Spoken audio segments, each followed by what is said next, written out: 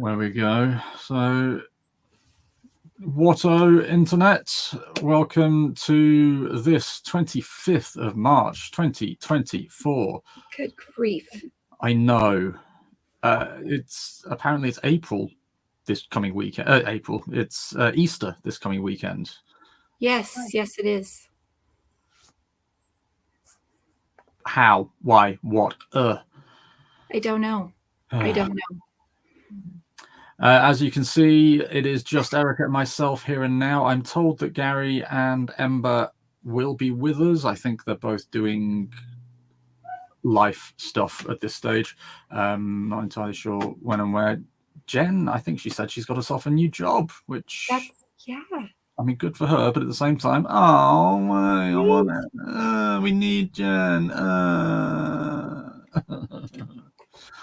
And I've just noticed I've still got the Avatar: The Last Airbender and Legend of Korra background because we recorded what's it called, an actual play on the weekend, and obviously I forgot to take it off. Erica, my dear, how are you? I'm good. I got Friday. I got the first part of my TJ Klune tattoo, and it is itching really bad right now. And Ember's here. So what's the TJ Klune tattoo? Yeah. I want to like scratch really bad at my arm, and I can't do that. You see, a friend, Charlene, actually, is trying to convince me to get Bob's Burgers tattoo, just because that's my level of humor, and she's just constantly banging. Go on, do it. No.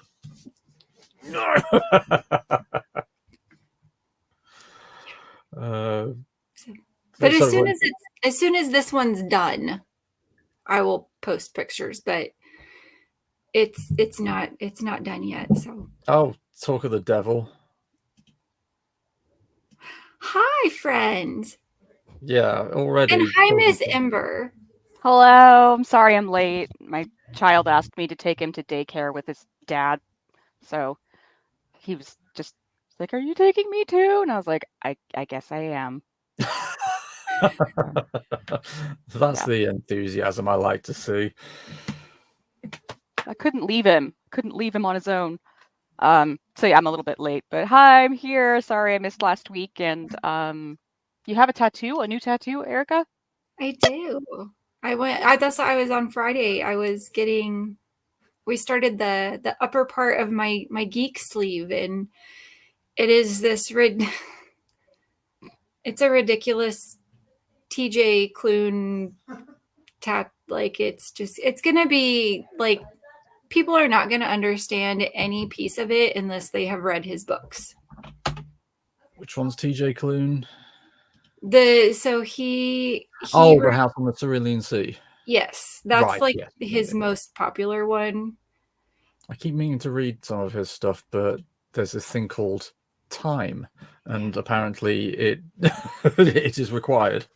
That, and like, it's his most popular one, I would say probably mainstream one, and it's not one of my top favorites of his. Oh, that's always the way, isn't it? I find it's the hidden gems. I prefer I prefer the other ones. But it was good. It was really, really good.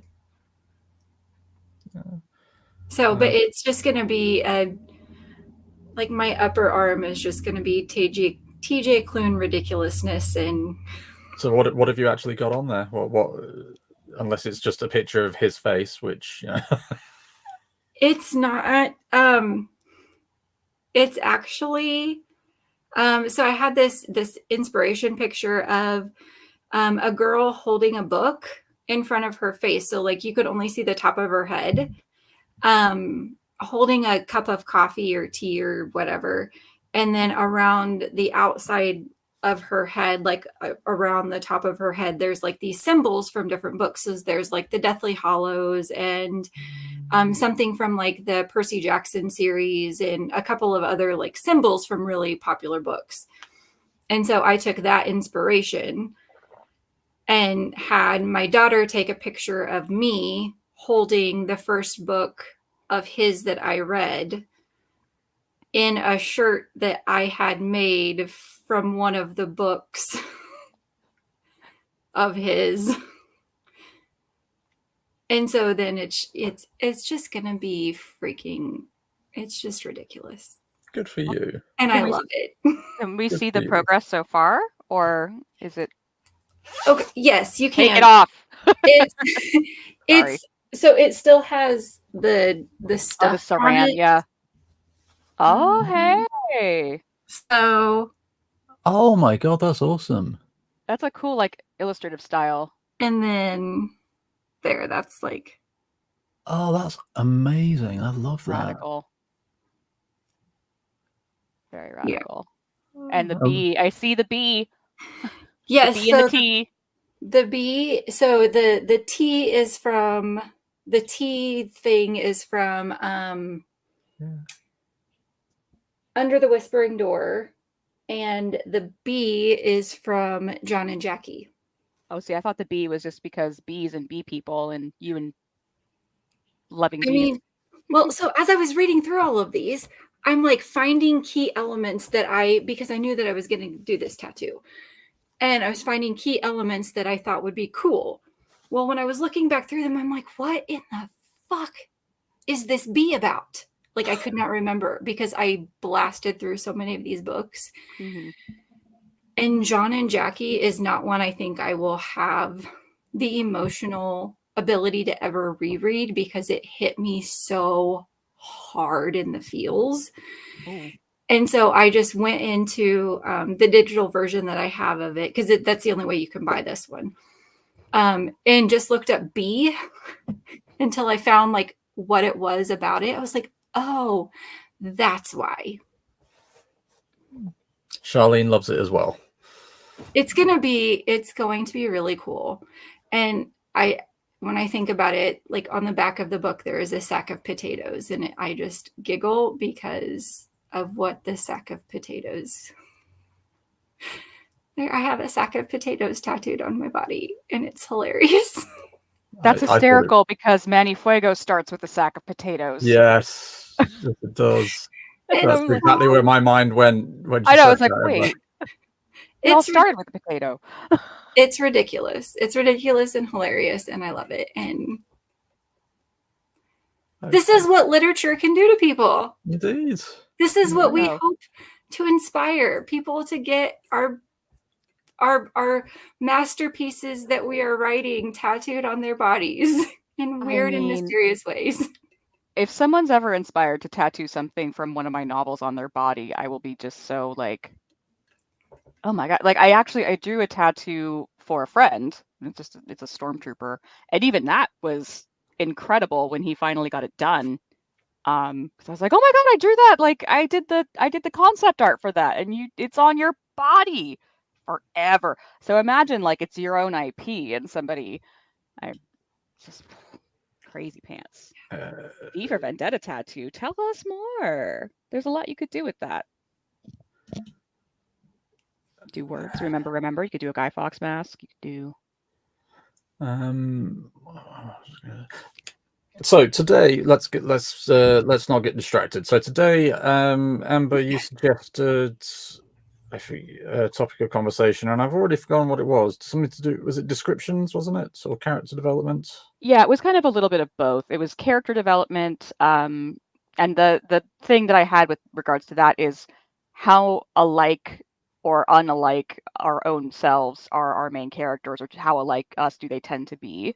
Because I'm reading a story that's got a heroine that's very different for the type of author. Like the author writes these heroines that are very like snappy and reactive, and this new heroine, newer, is more like calm and focused and non-combative in that regard. So it's interesting. So I'm like, I wonder which of those characters are more like her. and that's what got me started. And then there's also a whole bevy of characters, and she gives sort of nominal descriptions of them, mostly hair and eye color. And every time I read these stories, because I've read them several times over, I imagine all these characters as just like different, like little NPCs with different hair colors, but similar faces, because I have such a hard time. Like, there's no other discerning characteristics. And for me, I need a lot of description. But I know a lot of people are like, don't tell me what the characters look like. I will just backfill. But I like can't backfill. So that's a lot. That was a big explanation for an idea that I had for a topic of conversation. Cool. I did also Well, want to distract us and talk briefly about British culture, because what is happening over there? What is happening over there? sorry, what is happening over here? The king has cancer. Now Oh, Kate that. Middleton has cancer. Everybody's freaking out. People are still saying there's deep fakes happening. And I'm just like, That's not culture. That's just people having cancer. That's well, we'll talk about that in a second. But first, let's do cards. And Charlene has said so for her V for Vendetta, she's going to do Valerie's story. like the story written and rolled up, because that's yes, cool. that one. Like a scroll. Yeah, because that was, for me, certainly one of the most powerful moments of the entire comic, that bit, because it just changed Evie's entire outlook. Yeah. It was heartbreaking. Okay, so cards. I'm sorry. Cards. Who's doing what? Does anybody have cards nearby that they would like to pull? Shall I do it? What's going Where are on? my cards? Oh. I've got the Modern Witch Tarot. I could also do Cats Rule the Earth Tarot, which I know would be Daniel's favorite. It would be the best ever if you want to Actually, let's do Cats Rule the Earth, because it's a very cute deck. Pardon me while I roll this way. I've got a really annoying bit of hair here that just will not behave itself. I didn't even notice it till you pointed it out. Can you replace me as the one who fidgets with their hair the most on our lives? Because probably. I'm keenly aware of how much I fidget with my hair, and I apologize. How does this open again? Like a book? So it says Cats Rule the Earth Tarot. The art is fantastic. If you are curious, the art is by Thiago Correa, and she is on Instagram, and she's super fun. Huh.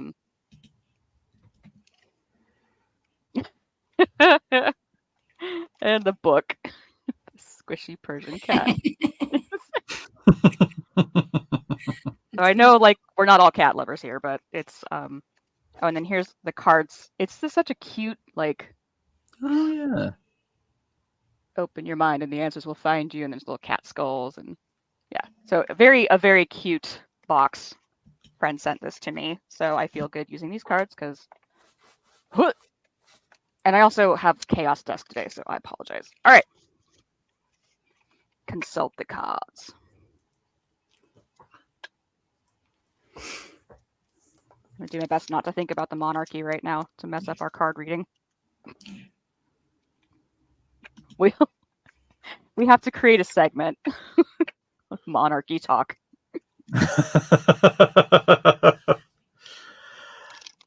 Well, you see, because Kate had surgery a month or two ago, and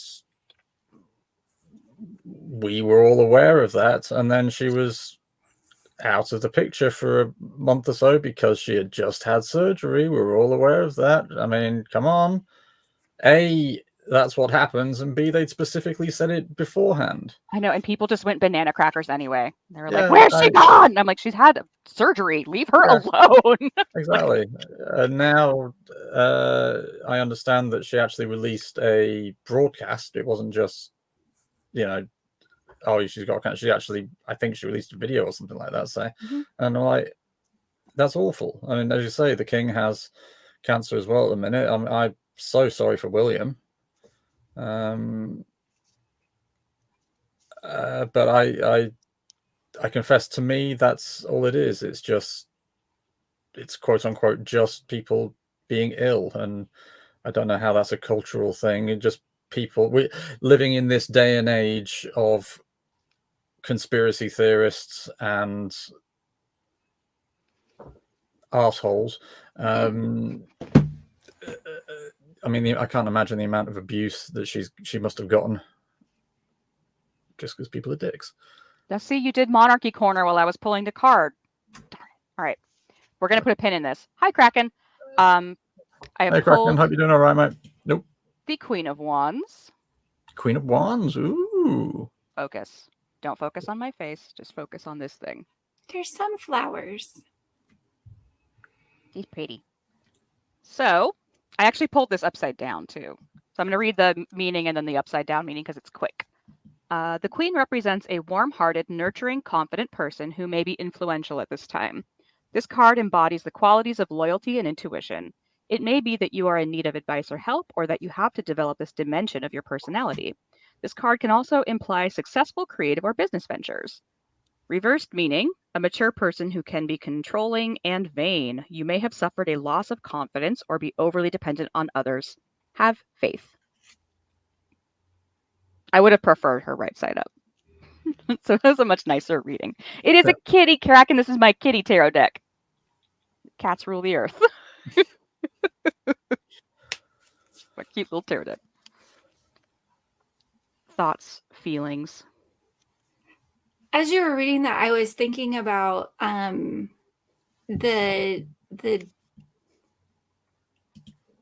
like what I'm writing right now and the female character that I'm writing, and that kind of sums her up.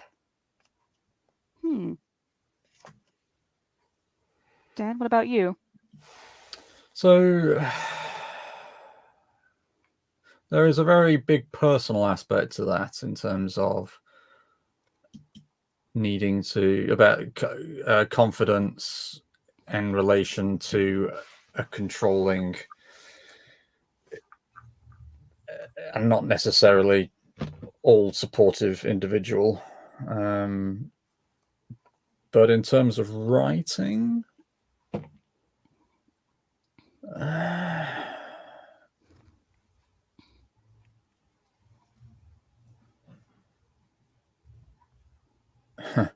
terms of writing, oh, Erica's just had a... Oh, no, I was just looking at this site that I have where I get like descriptions of the cards and stuff. And it was just saying that the image of the sunflowers are also carved on the throne, meaning happiness, satisfaction, and fertility.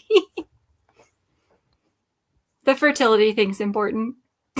Sorry, I did not mean to interrupt. No, sorry, carry on. No, that was it. That, you know, the fertility thing is important in my story. Oh, in your story, I was like, right. Oh, Jesus. Oh, no, not personal, not personal. Story, writing, story, not personal. Right, okay, no, fine. We just both had a moment of not understanding where that was coming from, and now it makes sense. Is there something you want to tell us? Oh my God, come on. No. I think Dan has baby fever. Shush. I was saying something. Yes, I have you two. What about inspiring, helping, writing, coming along, encouraging, just to enjoy this craft that we all love. Now, for me, I have absolutely suffered a loss of confidence with regards to my writing.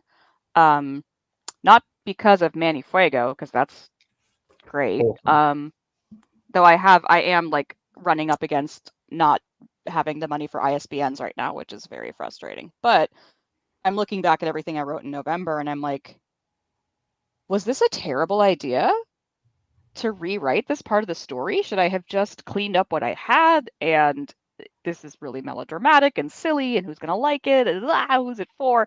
So definitely having a moment of like, uh-oh. So. And any thoughts on how you might move past that?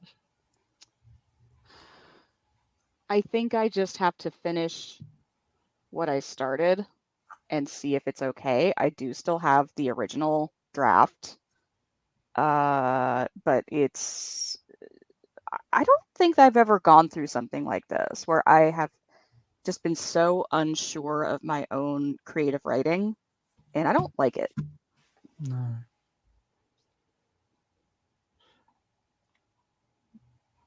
My very practical take would be it's better to have two drafts, see and see which parts of each you like, than one draft that you're not 100% sure of. Yeah, well, and that draft had been to a few different people, and I got sort of similar feedback, which was that like the pacing was off, and you know, I was never satisfied with the ending, and so these changes that I implemented made me happier with the ending, but now I'm faltering. And asking myself, like, okay, do I need to make these changes? Do I need to change the ending? Do I need to change the story this fundamentally? Am I happy with it? Was this just like a wild idea that got too powerful? How much of that is the fact that you're massively busy in your working life at the moment and therefore not able to dedicate as much of yourself to the creativity as you would like?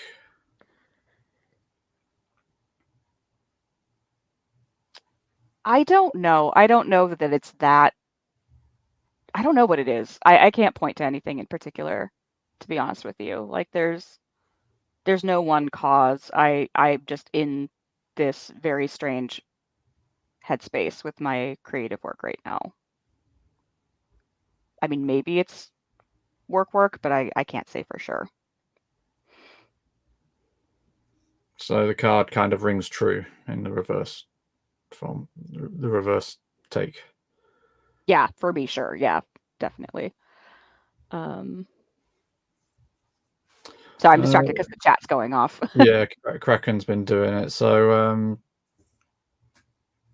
oh, that's sweet of you, Kraken. Yeah, so you're referring to us in the card. That's lovely. Warming, calming, and influential. See, and yourself, you're always influencing us and inspiring us. So, free song. I need to write my second song. What do you mean? You've written a first song? Congratulations, frankly. Oh boy, I feel that one. Yeah, you and me both, mate. Yes, it is. What value is there? You, because you make us happy. You know, we actively look forward to your participation in these videos, and yeah, so I know you've had a lot of crap going on, and if you want to chat, you know where we are. Just drop us a line. Yeah. I might know a therapist or two. I think too, a lot of us are stuck in this really kind of weird hangover from the pandemic, like emotional hangover. Having lost the time, having, lost friends, family, connections, jobs, you name it. Like I had to put my cat down during the pandemic, which was like terrible. So it's weird kind of waking up from that. And I see people even now being like, 2019 was 5 years ago, and that's not right. No, it So really isn't. I think it messed with a lot of us in ways that we are still figuring out, and we'll probably continue to figure out as we move through life. So I don't know if that helps, but you're not alone in the feeling of like existential dread and like what is the point and all of the weirdness that comes with being a sentient being. I mean, Flower Heart has given us a couple of posts, which I'll address in a moment. But just to finish off this conversation with Kraken, no. I'm afraid I do not agree. You bring a lot to this table, Kraken, and again, I know you're struggling. I know you've had a rough month or so. Me too, actually. Now that I think about it, mate, we're here for you if you need us. So, yeah, and you're always making us snicker and grin. put it to you like that. Yeah. Have you told that joke yet that you only told me? I can't remember. So Flowerheart had a sorry. question about Screenplays and not knowing where to go. well, what are you looking for if not feedback? Like casual readers to read it and then what? Like read it and like review it on Goodreads or just read it? I don't know. Yeah, so even though I don't mind getting only feedback is annoying. As in getting people just to give you feedback rather than just say, oh yeah, this is fine. Yeah, it's good. Keep on going. Which is the most annoying piece of feedback feedback that anybody can give you. I can't relate. I like live for feedback. So that's the other thing is like if people are reading my stuff and not giving me feedback, I'm like, did you read it though? Did you have thoughts? Yes, what are the thoughts? I did, and we said we were going to talk last week, and then for some reason didn't. Not entirely sure why. I don't know. We intended to talk and then didn't, so we will continue to intend to talk until until we eventually do. Yeah. We could talk after the stream today. Maybe. Yeah. In terms of getting readers, though, I mean, other writers, in my opinion, are good to go to because they know what feedback they want, and so in theory they would be good people to at least ask, what do you think about the characters in this? What are the prose like? Is the plot okay, or is it a bit hack? Outside of IWF, I've got one person in the world who's read more than 2 pieces of my writing. It's not me. Well, like I say, outside of IWF. Oh, outside of IWF. Yeah. So yeah, I guess my question to Flowerheart would be, where have you posted it? That you're getting all this feedback, and where else are you active, if anywhere else? You can find readers on TikTok. You can find readers through Twitch, like Kraken had suggested. Depending on what you're looking for, just getting readership. I don't know if that means like people are paying for it or you're just getting views. There's a lot of options out there, but I need more information. And plus, obviously, at the end of the day, it's a screenplay as opposed to not a piece of not a novel or something like that. And maybe there are specific organizations / writers groups who look at that kind of writing. Flower's gone quite quiet, and we've lost a viewer, so maybe that was them just dropping out. But we'll see. Just came in and was like, "Hey, I have a question. Bye." Bye. Maybe not, but maybe. Oh, well, and one of my favorite things is like reading stuff on like through Google Drive or something like that, where I can like put live comments as I'm reading through it. Like I love that. When I used to like when I was writing fan fiction, that's where my friend would edit. Like we would just have a shared Google Drive, and she would go in and she would edit there, but she would also leave me comments as she was editing. And that was fun to like just get the live read through, because on like AO3, people can leave a comment at the end. And one of my other friends, a couple of them, they would leave long comments. Like you could tell that they were either making notes of what they wanted to comment on, or like something. I don't know how they did it. But I really loved being able to read like that. And so I would do the same for her when I would edit her stuff. But I mean, I am not an editor.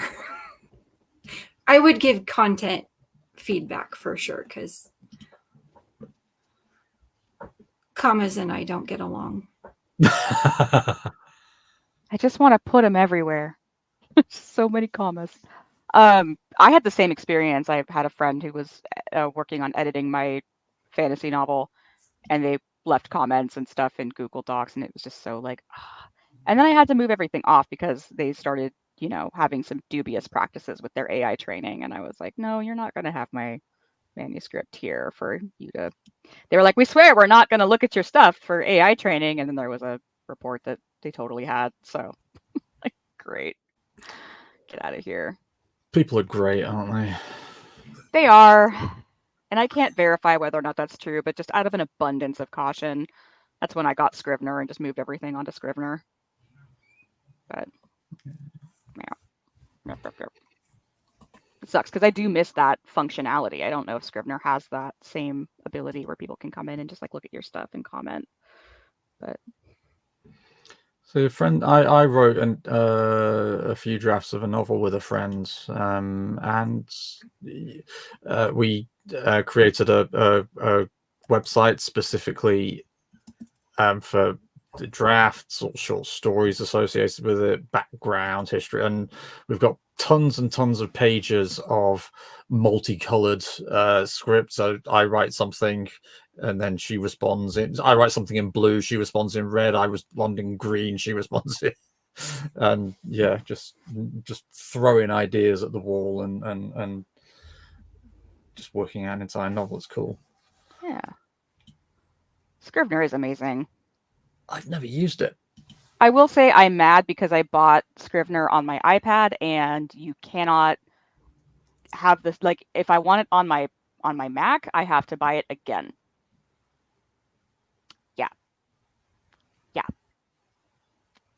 Yeah. That was my reaction. I wrote to them and I was like, how do I get this installed on my Mac? I paid for it. And they're like, oh, you have to pay for it again for the Mac version. We don't use this. Forget you guys. I see where you're coming from with that, Kraken, but I think when you're in the final stages of putting a novel together for Query, you might change your mind, because being able to look at your novel in different like levels and have all of the information like together in one place, but you can separate it out based on like chapter. You can look up certain characters and things like that. I think when you're deep in the editing mire can be helpful. Oh, you use it for your D&D therapy session stories.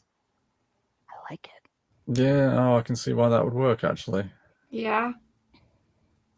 Look at you being brilliant. I hadn't even thought of using it for that. I just have a huge binder like this big of everything that's just printed out, and then I have to go through find it. It would be easier if it was just like on Scrivener. Yeah. I know. So I want to like recommend them, but I'm also mad about their like licensing rules. It's kind of obnoxious because, yeah, but I kind of think I need it on my computer, but I don't know. Maybe I'll just edit on my laptop. I don't know. I'm mad about it. Google Doc before it sucks. Okay. Yeah, I can imagine why that didn't work quite as well for something like. Damn Google Docs.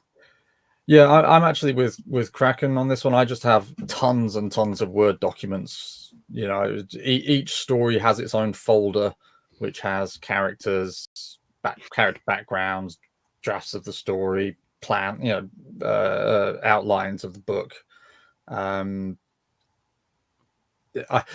unlike Kraken, I do tend to have a fresh document for each chapter, but. Yeah, I have. I have. I'm with Kraken here. Folders upon folders upon folders. So each book has its own folder, but then within each book has a book with the chapters, and then a folder with places and people and items and all the things, and like the places. Draft 1, draft 2, draft 3, draft 4, etc. Oh no, I don't think I have that. Well, that way, like with Ember. So if I decide actually there was something about an earlier draft I like the look of. I think, do you know what? I got it right first time. I've still got it to hand, and that way I don't have to worry about. I haven't heard of that one. See, I thought that Scrivener sort of did that for you as well, but perhaps not as sophisticated as this. Maybe I do have. Well, and like you guys know, I haven't edited anything except for that one that I read. So there is actually an edited version. I have the first version and then edited. Yeah, and bearing in mind when I say edits, I massacre my first drafts. I write it and then just, okay, we don't need that, we don't need that, we don't need that, we don't need that, and I like to know that I have a document that still has some of the stuff that I got rid of just in case I need it. But I am brutal when it comes to cuts. I'm like, no, don't need it. Get rid of it. Yeah. No, and then in me, I'm kind of the complete opposite because what I am writing is essentially a glorified outline, and I need to add in a bunch of stuff.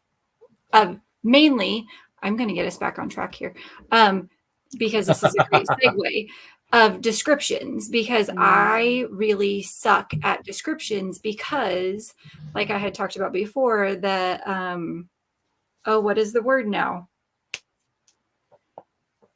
What the crap is the word? Discombobulated. No, not that word. It's a good word, though. It is a very good word. Yeah. Where I need the pictures. Like, I need to find pictures of things so that I can describe them. I have Pinterest boards for that. Well, yes. So, but as I'm writing, I have the notes and stuff in front of me, and I know what I want to say and what it's supposed to be. But if I can't visualize it, if I don't have an exact picture that I've seen before, then I have no idea what it is that I need to describe. Oh, there's a term for that. There is. I know what it is. Here, I'm going to look at it while you guys. And just the others are alive and well, Kraken. Gary is, I believe, doing work travel right now, and Jen, I believe, took on a new position, so she's getting that stuff figured out. But they are alive. They are on the group chat. So yes. You're just not seeing them live right now, but we'll have them back soon, I'm sure. Gary was in Mexico for a good little while, and I think he's just spending time with the family, the family that he hasn't seen for a couple of weeks. Aphantasia. Aphantasia, oh, yep. Of course, Aphantasia, yes. But I'm also have folders full of stuff, but they're organized because I started my career as an administrative assistant. So file organization is like a thing for me, especially digital files. But yeah, I just had a thought that might get me back on track. And that is, what if we synthesize our notes? Because I've got Trello, which is like a Kanban board for all of my crap. I've got an outline that I started. I've got all the chapters. I've got half the book in Scrivener now. A nightmare. I think resynthesizing my notes might give me a kick, help my brain jumpstart itself. What do you mean by synthesize your notes? As in just kind of bring them all together? Yeah, into Scrivener or somewhere. But, it's kind of like when I'm working, I have my bullet journal and my planner and all this crap. And sometimes I have to sit and go through and make sure everything is correct and that I didn't miss anything or drop a detail. Because, ideally I would have everything in one place all the time, but, I have ADD, so that doesn't work. It doesn't always happen. Yeah.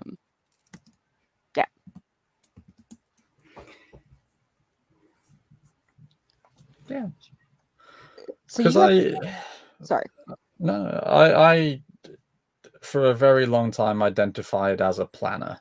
So I had spreadsheets to outline different chapters, and I don't do that as much these days. These days I'm a bit more not Pansy. quite seat of the pants, but I just do all of the planning in my head and then write according to that rather than having a document to refer to. So I don't tend to have quite so many notes to come back to. I just have a broad, okay, this chapter needs to have this chapter needs to have that, this, that. Okay, moving on.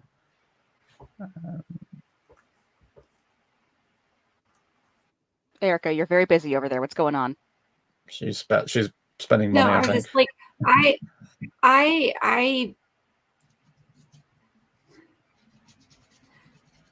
don't necessarily plan what's in each chapter. I have my notes and I go until it feels like it needs to go to the next chapter. Yeah, same. I prefer gardener over pantser, architect versus gardener rather than planner and pantser. Oh, that's nice. Yeah. Because, the gardening aspect of it is like, I'm going to plant seeds. I'm going to see what grows. I'm going to see what takes root. I'm going to see what dies. And sometimes, like, to me, that's a comfier way to think of it rather than like, I'm just flying by the seat of my pants, which fair sometimes. Oh, explain what is a gardener, architect versus planner. So when it comes to writing, there are, by popular belief, two different types of people. You've got the planner, who is somebody who wants to have an outline and has a very clear idea of how the story is going to begin and end, and probably they have the middle figured out too. And by the way I'm describing this, I am obviously more of a pantser, which is literally like you fly by the seat of your pants. You have maybe an idea in your head and you just write. But I tend to identify more with the analogy of or the metaphor of the gardener and the architect. So the architect plans everything out meticulously. The gardener tends to just go in more and let things happen organically. But I like it because gardening still has intent. It still has like care and attention rather than just like, I shot myself out of a cannon. Let's see what words happen today, which isn't necessarily how I write, So I see, Kraken, that you are a pantser gardener, not a planner architect. Because yeah, but I think Dan is more. Oh, you're a planner. Oh, welcome. This is a safe place for planners. The big problem with planning is it can be very easy to spend all of your time planning and never actually getting down to writing the story. That's why I don't do it, because that's what happens to me. And that can also come in with world building. So especially if obviously we're fantasy authors here by and large, and building the world in advance of writing the story can be a lifetime amount of work. I mean, look at Tolkien. He literally never finished creating his world. And so it's very easy, because I love world building. I love designing the world, I love drawing the world. I love coming up with pantheons of gods and their relationships with each other. Legends, history. Yeah. Anyway.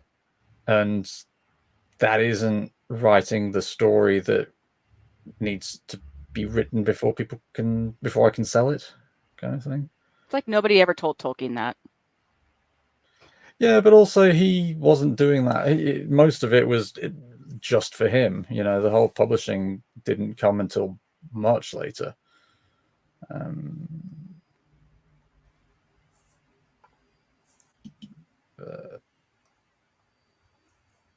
I mean, it's true. I enjoy plot bunnies, though, so that's... Plot bunny? A plot bunny is like when you're writing and then some like idea crops up and kind of leads you astray. Oh, right. I've never heard that phrase before. I love that. It's cute. I believe that plot bunnies can lead to shortcuts if you get, stuck in an idea of like, how do I get my characters out of the situation? And if a plot bunny hops up, sometimes you just follow it. And it's like, Mhm. oh, look. Some people believe that plot bunnies are the root of all evil when you're writing. I am not one of those people. Erica, you had a thought. I don't want to talk over you. Oh. No, I'm just like, so in like describing all that stuff, how much of that do you put in?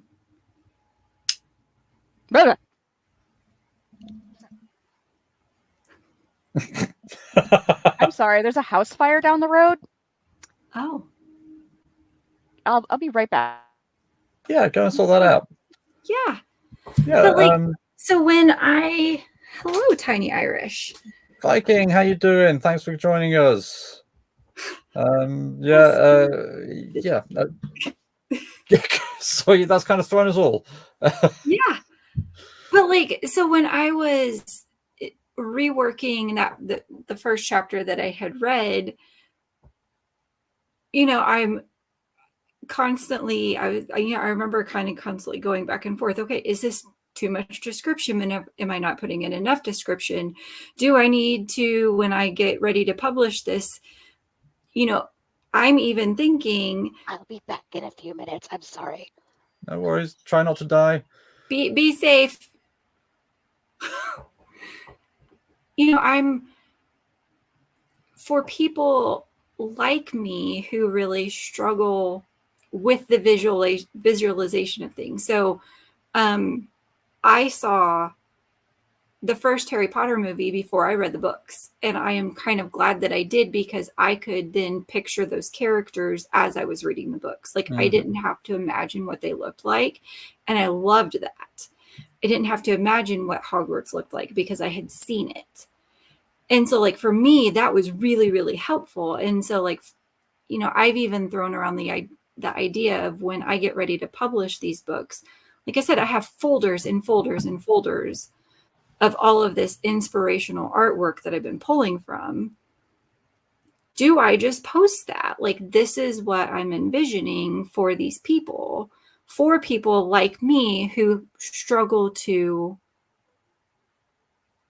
see these things that I'm trying to describe. And then if you don't need that, then that's awesome. Like you don't have to go looking for it. But so like these are all the things that are running around in my head when I'm thinking about descriptions of things.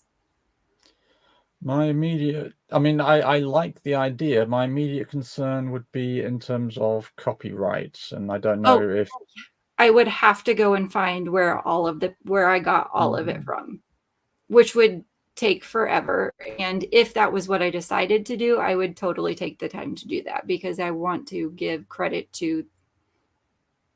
the alternative being getting an illustrator to conglomerate everything into an image that fits what you have in your mind's eye, and then maybe even putting those illustrations in the book.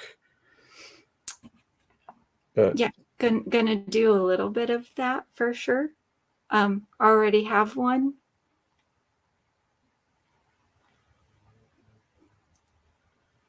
Which is why I will not go through a traditional publisher. Right, of course. Yeah, because you would not get that. Yeah. Well, my aunt, I guess she's my great aunt, is a published Harlequin historical romance novelist. And so I talked with her about it, and she said that the one thing she said the one thing that she would be caution me with is like that they could take my story and not the art, or they could take the art and not my story. And I was like, oh, well, no, they go together. And so if I self-publish and then someone later approaches me, I would say you take them both or neither. Like they are a package deal, because anyway. Sorry, Charlene Viking. You got the tea. Yeah, I don't know what tea. Well, I've just had the tea. Does that count?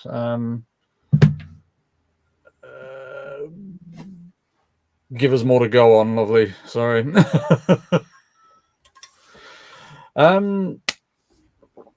Yeah, when it comes, I've got two different sides to my for Erica's. You've got the T for Erica's book. Oh, gotcha. Huh?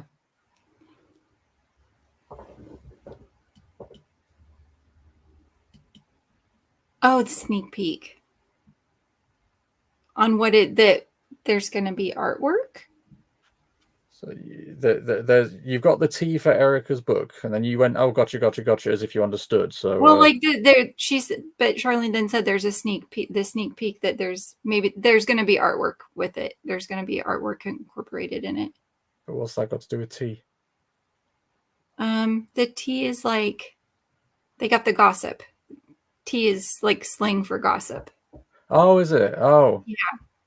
Oh, see, literally, I thought she was saying that she'd bought some tea. I'm like, what? What's no? Is tea going to have a good a big impact? What? No, like spill the tea is like gossip. Oh, okay. Whereas over here, spill the tea is a pain in the ass because you've got to wipe it up.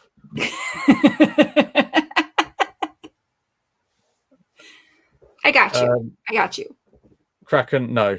Thank you. You're very sweet, but there is very little youth and zero vigor left in this husk of a body. So, okay, so you have two ideas. Yes, no, not two ideas, but two approaches when it comes to description. When it comes to locations and architecture and landscapes, I describe to the nth degree. When it comes to people, I find it very difficult to describe my characters, largely because when I imagine them, I tend to be looking over their shoulder from behind, so I can get an idea of, if they're wearing armor, or they, but I never really have, a clear vision as to what they look like.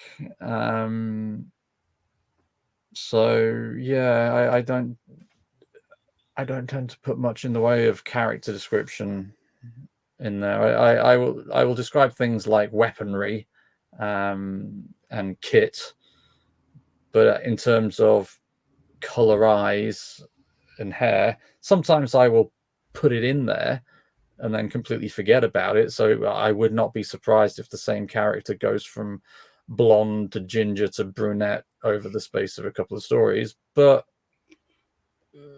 yeah, that's yeah. But if you want me to describe a town that's being attacked, I will describe building after building after building. And obviously I write a lot of battles as well, so you want to try and make sure the reader has a good idea of where characters and battles are taking place. Is there a fight over here and a fight over there? Well, okay, great, but what's separating them? What's the landscape like? Yeah. But yeah. And I'll describe the actions of the characters, so quite vigorously. But in terms of actual detail about how they look, not so much. Oh, that's interesting, Viking. I feel right. Oh, that's cool. I like that. So as in what, you just kind of visually imagine what they do and then just write down as if it's just kind of a, as you say, a report. I am here on the battlefield and we are following Sir Mindless of the Berserker clan. He is going down and his axe swings. Yes. Oh, yes. No. He's taken off the head now. Oh, but there's somebody on his left. No. He's down as well. That would be fantastic. Oh my gosh. Someone needs to do that. Someone needs to write that. That would be lovely. Like just to have that, in the middle of Oh. a fantasy, like in the middle of a fantasy book, like just have that pop up during a battle, just like a reporter, like a live reporter. That would be awesome. You'll appreciate this one though, Erica. Will I write by Hell D&D dice roll? yes. Me too. That's why my my D&D character had 4 kids and they were all boys because that's what the dice rolled. And which one? Oh, this one. Dan, you were talking about world building. Mm-hmm. This set of books. Oh, and yes, yeah. They are awesome. They are very, very good.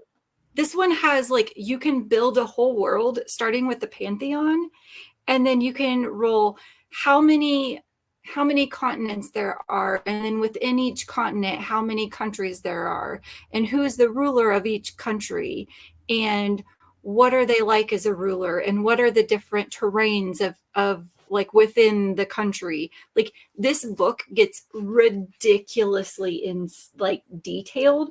Oh, I just flipped it open. Unique local cuisine. A D100 table. And like I have every single one of these books and I love the crap out of them. Oh yes. Roll tables are the best thing in the world.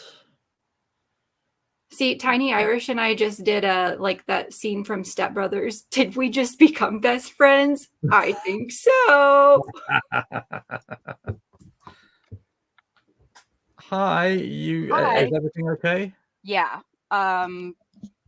There's nothing environmental that we could see that caused said house fire. I think it's just it's a ways, so it's okay. Okay. Emergency services are there. Everything's cool. It's just like Jesus. unsettling. It's been really windy here, so I was concerned that there was like a down power line or something. But no, just a one-off house fire. Well, stay safe at the end of the day. Thanks. Yeah. Sorry, Charlene, didn't mean to ignore you. Yes, like the announcer from the Pro Bending. I don't. Where do you think I got the voice from? Come on. What did I miss? Just talking about the description side of things, and Erica was saying that the whole visualization side of things, getting some illustrations in to help. I was talking about how I've got kind of 2 sides to my descriptive brain. One which is super detailed for environments and architecture and stuff like and landscapes, and one which is very minimalist when it comes to describing characters' facial details and stuff like that. I can describe their clothing. I can describe the way they carry themselves, the way they walk, and the way they fight. But in terms of like their face, as I was saying, it probably changes from one story to the next. And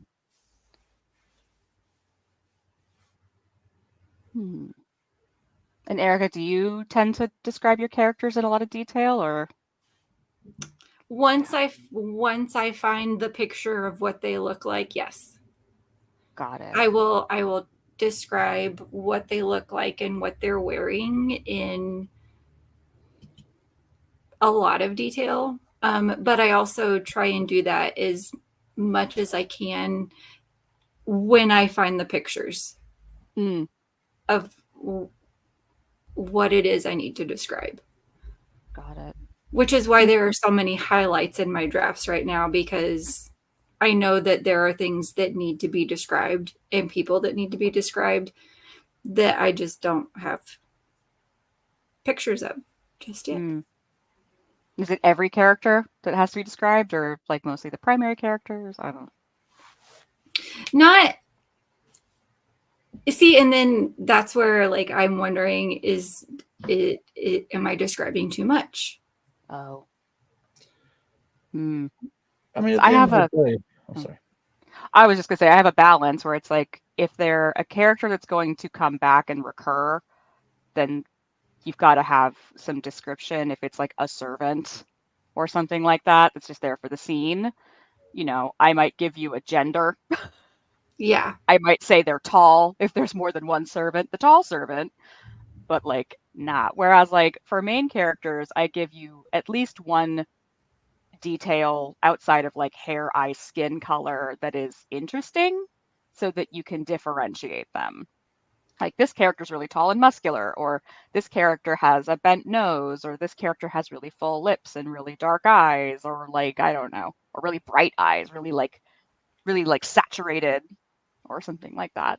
But just to give you something other than just like dollies with different colored hair to to imagine, because that's sometimes what happens in my brain when I'm reading. But it's hard to figure out how much, because I had an editor be like, or my editor said, you know, don't describe their clothes. And I'm like, well, I want to tell you what they're wearing. So I'm gonna. Yeah. And I mean, again, but part of all of this is going to be down to personal taste, personal style, our own individual voice. Different people like reading and writing different things, and as I say, I tend to describe the things that are specifically practical to the story. So, like I say, if a character is a warrior, then they're wearing armor. What kind of armor are they wearing? Is it chainmail, scale mail, plate?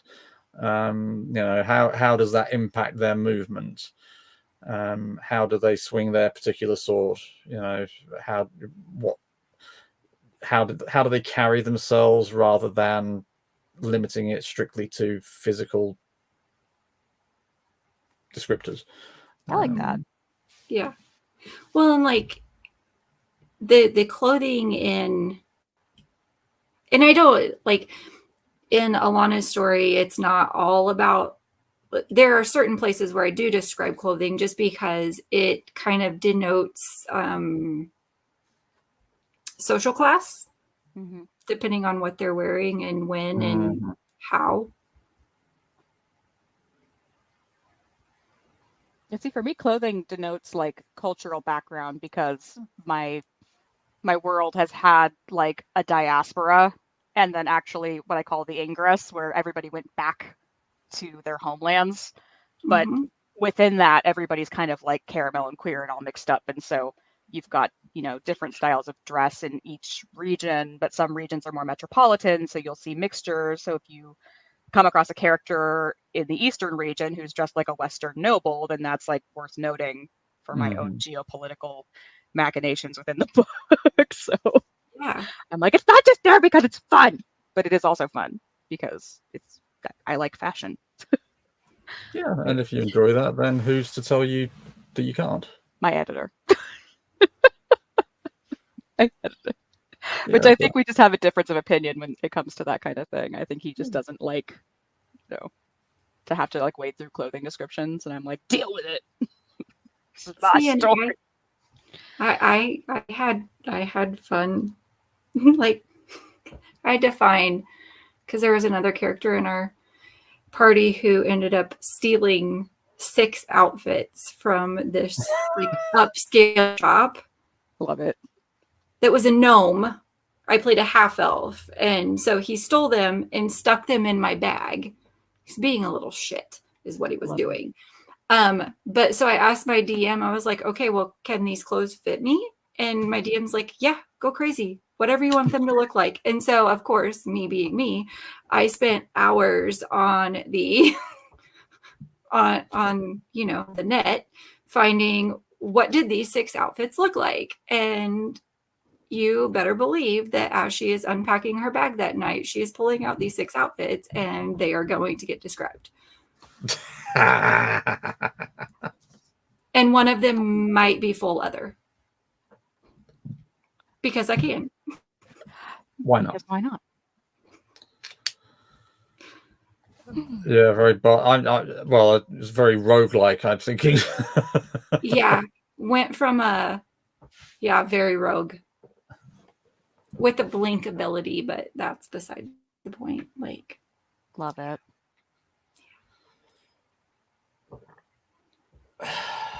Well, we're 5 minutes past the hour. Shall we call it a day?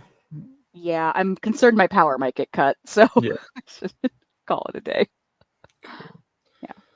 I'm gonna final- work our Queen of Wands into my tarot story. I know that wasn't a card that I drew, but I think she's gonna have to show up because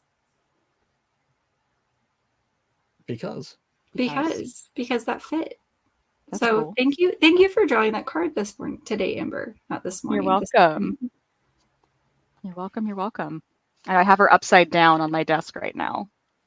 Yeah, I don't know that I'm gonna have her be upside down. I didn't like that description. I like the right side up description. That fit better. It's a I little don't more tend fun to for me. use the reverse descriptions. I there's enough stress in my life. I can't be doing with thinking about more of it. I used to be anti upside down descriptions, and now I'm just like, it's fine. It's the random chaos of the cards, but it's just me. Well, on that note, thank you very much indeed, everybody, for joining us. Kraken, Viking, Flower, if you're still here, Charlene. I think that's everybody who's spoken. Is that right? As usual, join us again next week, same time, same place. Oh no, it won't be. Yes, it will be. It'll be for you, but if you're in the UK, we'll be an hour later next week because we'll be changing the clocks. You guys do that at a different time than us. Who knew? Huh? Yeah. We already changed it, and you're like, okay. Yeah. So yeah.